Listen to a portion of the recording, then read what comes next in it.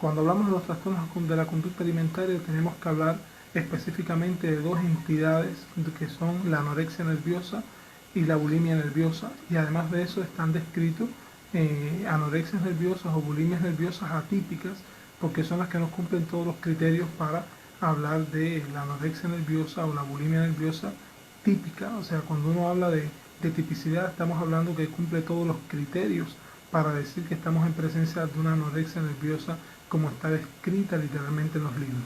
Y en la atipicidad estamos hablando de una anorexia nerviosa o bulimia nerviosa que no cumple todos los criterios, sobre todo de la clasificación internacional de enfermedades o del DSM-4, o DSM-5, pero que sí está provocando ya un deterioro a la persona que lo puede llevar a desarrollar un cuadro totalmente estructurado como describen en los libros de la anorexia nerviosa típica. Hoy vamos a estar hablando específicamente de la anorexia nerviosa. La anorexia nerviosa es un trastorno de la conducta alimentaria porque la paciente o el paciente que lo padece precisamente comienza a alterar las características que normalmente tiene cualquier persona para poder alimentarse. Se supone que una persona debe disfrutar de poder desayunar, almorzar, comer. Las personas que padecen de una anorexia nerviosa no disfrutan siempre precisamente esto. Y lo más preocupante es que la anorexia nerviosa aparece en edades como las edades prepuberales, puberales o adolescencia, y algunas literaturas plantean adolescencia y juventud. Está descrito actualmente que, por ejemplo, en los países occidentales ya esto es una enfermedad que se ha venido estudiando desde hace 2 siglos atrás, y actualmente, por ejemplo, el 1% de la población de los adolescentes generalmente está padeciendo de anorexia nerviosa. De bulimia nerviosa se describen de 2 al 4%, y de las anorexias y bulimias nerviosas atípicas alrededor de un 5 a un 10%. Se describen también, por ejemplo, que de cada 9 adolescentes mujeres, un varón también padece de anorexia nerviosa. ¿Cómo se origina esto, doctor? La anorexia nerviosa es multifactorial, ¿sí? Aquí influyen algunos factores, como se incluyen los factores genéticos, factores biológicos, psicológicos, sociales y culturales. Y cuando hablamos de multifactorialidad, esto complejiza más el caso. ¿Por qué? Porque estamos hablando de un adolescente que en un momento determinado puede comenzar a tener temor a engordar, que es una de las características distintivas de la anorexia nerviosa. Estamos hablando de un adolescente que en un momento determinado, a partir de situaciones específicas, comenzó a modificar la manera de alimentarse, pero a partir de aquí comienza ya con un temor a engordar que es tan excesivo que lleva a producirle una alteración sensoperceptiva. ¿A qué nos referimos con esto? Un adolescente comienza a hacer ejercicios de manera exagerada, y en la medida que va bajando de peso, primero se propone metas que ella considera en un inicio que esas van a ser las metas a alcanzar. Por ejemplo, un adolescente que tiene 65 kilos de peso se propone bajar, por ejemplo, a 55, pero cuando llega a los 55 kilos de peso se ve gorda todavía y se propone bajar a los 50. Llega a los 50 y se sigue viendo gorda, es decir, que la paciente va adelgazando constantemente, y aunque todas las personas observan que tiene una delgadez extrema, ella todo el tiempo se siente gorda. Entonces esto tiene como consecuencia otras complicaciones. ¿Por qué? Porque ya entonces el físico de la joven ya no va a ser el que estamos acostumbrados. Vamos a ver que posiblemente aparezca una piel seca y rugosa, ojos hundidos, ya comienza a alterarse toda la fisionomía que estamos acostumbrados a ver, y esto empieza a generar en el medio familiar y en el círculo incluso a veces de jóvenes que están alrededor de una preocupación constante, y mientras más las personas se preocupan por esto, muchas veces más se agrava. Ahora, cuando estamos hablando de anorexia nerviosa, tenemos que hablar también de factores predisponentes, factores desencadenantes o precipitantes y factores mantenedores de un trastorno. Dentro de los factores, por ejemplo, predisponentes, se describen algunos como las dietas. Por ejemplo, hoy es muy común que en el internet los jóvenes accedan al internet y todo lo que están promocionando son dietas, dietas, dietas. ¿Por qué? Porque hoy el estándar de quizás un buen modelo social es la delgadez.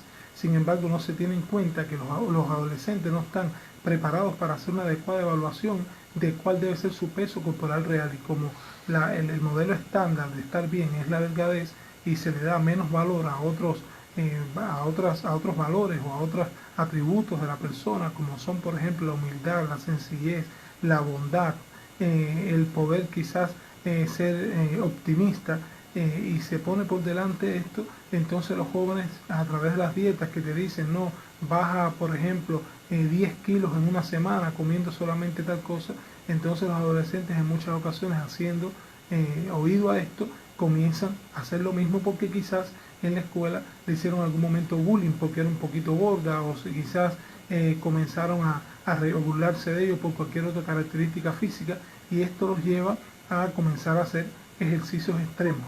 Normalmente ocurre esto en los jóvenes y sobre todo en la parte femenina. Sí, lo que más está descrito es que la edad de comienzo más frecuente es la adolescencia y la juventud, y es más frecuente en adolescentes mujeres que en adolescentes varones. Entonces, por ejemplo, dentro de los factores desencadenantes se describen los periodos de crisis, y la adolescencia siempre es un periodo de crisis desde el comienzo, igual que el proceso de adolescencia también es un periodo de crisis por todo lo que se genera con relación a los cambios físicos que ellos mismos van ya sintiendo, porque ya sus cuerpos no son los mismos de antes, entonces sus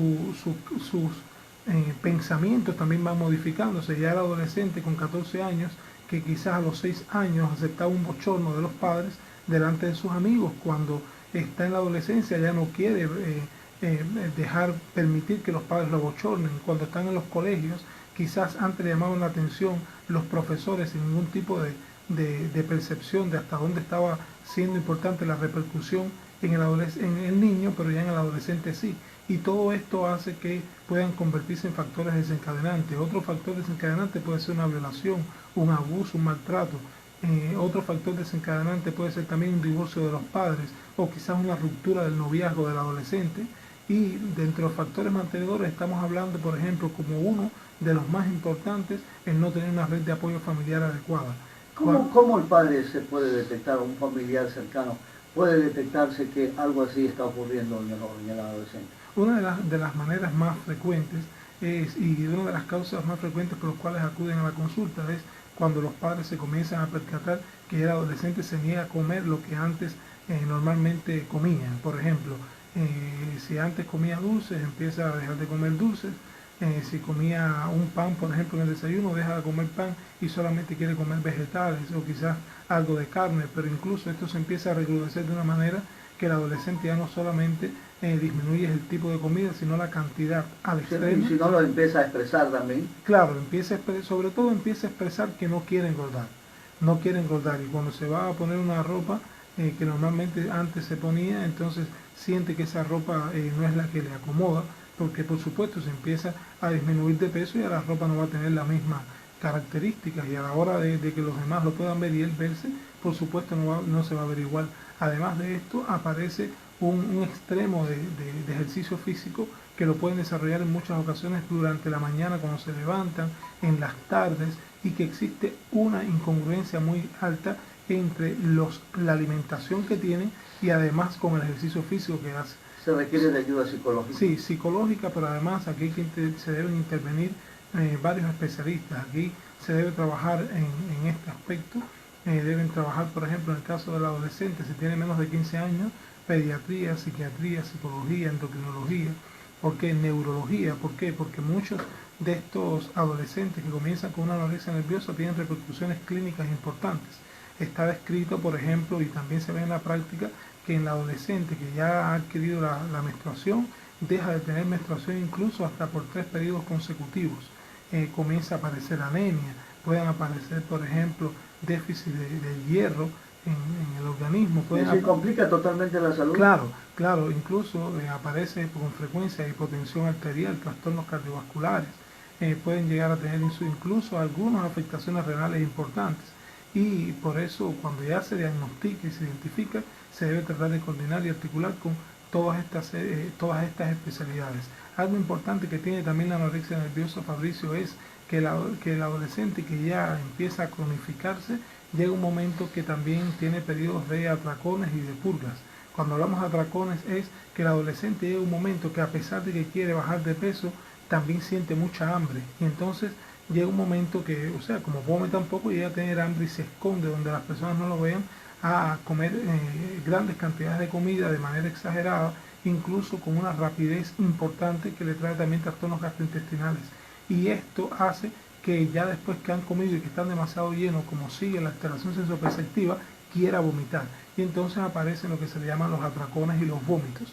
Otros adolescentes también, o personas que ya llevan tiempo con la anorexia, llegan también a purgarse, utilizar purgantes para poder eliminar todo o sea, los alimentos que se han comido por el miedo intenso a engordar, que muchas veces otra de las complicaciones es que estas ideas y estas alteraciones sensoperceptivas llegan a tener un contenido psicótico. O sea, cuando hablamos de un contenido psicótico es que es una alteración sensoperceptiva que ya sobrepasa los límites de la realidad. Hay una pérdida del contacto con la realidad, donde hay adolescentes incluso y personas que ya llevan tiempo con anorexia que se han hecho daños corporales. Si no se atiende a tiempo, provoca la muerte. Puede provocar la muerte. Puede provocar la muerte, no obstante, cuando se hace una intervención oportuna y con todos los especialistas, y me faltó otra especialidad importante, es el nutricionista. Cuando se articula con todos, el 70% de los casos generalmente resuelve y nunca más tienen que pasar por esto. Y desde el punto de vista psicológico y psiquiátrico tenemos también que destacar que estos pacientes tienen altas comorbilidades. Cuando hablamos de comorbilidades son otras afectaciones que están asociadas también a la anorexia nerviosa, como es la depresión, la ansiedad, los trastornos obsesivos compulsivos, son de los trastornos psicológicos más frecuentes que aparecen. El tratamiento tiene que ser un tratamiento integral, como hemos conversado ahorita, con todas estas especialidades, y desde el punto de vista psicológico lleva, por ejemplo, un tratamiento largo y profundo en psicoterapia. Generalmente la cognitivo-conductual es una de las que más se utiliza. También deben llevar tratamientos con fármacos, y dentro de estos fármacos, teniendo en cuenta la especialidad con la cual tenga mayor afectación, debe llevarla, y por supuesto por la parte de nosotros de psiquiatría también tiene que llevar tratamientos para lograr un sueño reparador. ¿En qué tiempo puede recuperarse una persona? Depende mucho de todo lo que hemos hablado. Al ser multifactorial depende del grado de afectación, primero del diagnóstico oportuno, después del grado de afectación que tenga una vez que ya se empiece a tratar, y de la red de apoyo familiar, y incluso de el estado en que se encuentra el paciente para aceptar que está enfermo, porque generalmente los pacientes cuando se diagnostican están en un periodo de negación a querer llegar a ver como algo patológico lo que está sucediendo, porque tienen precisamente como un modelo de éxito social la delgadez, y esto llega a convertirse en un factor mantenedor de la anorexia nerviosa.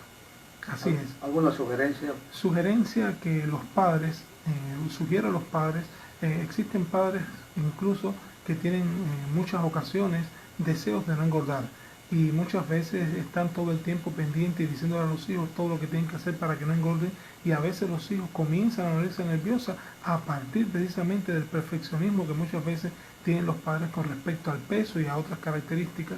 Tenemos que tener cuidado con esto. Cuando veamos que nuestros hijos en un momento determinado comienzan a alterar la cantidad de comida, es importante poderse acercar a ellos, conversar, preguntarles, pero que ellos siempre sienten que estamos en posición de ayuda. Es muy importante que cuando ya veamos que a pesar de que nos comunicamos con ellos y incluso podemos buscar de alguna manera información en el internet, ellos no acceden a esto, buscar la ayuda especializada para evitar que se pueda estructurar una anorexia nerviosa, ya sea típica o atípica. Y ya en el próximo programa vamos a estar hablando de la bulimia nerviosa. La bulimia nerviosa, que es un trastorno de la conducta alimentaria también, que a veces se confunde con la anorexia nerviosa. ¿Por qué? Porque muchas veces incluso está hasta fusionada. A veces hay adolescentes que desarrollan anorexia y bulimia al mismo tiempo. Entonces va a ser importante en el próximo programa hablar de la bulimia nerviosa para poder diferenciarla y que puedan llegar a cumplir las expectativas que la población esmeraldeña necesita, ¿sí?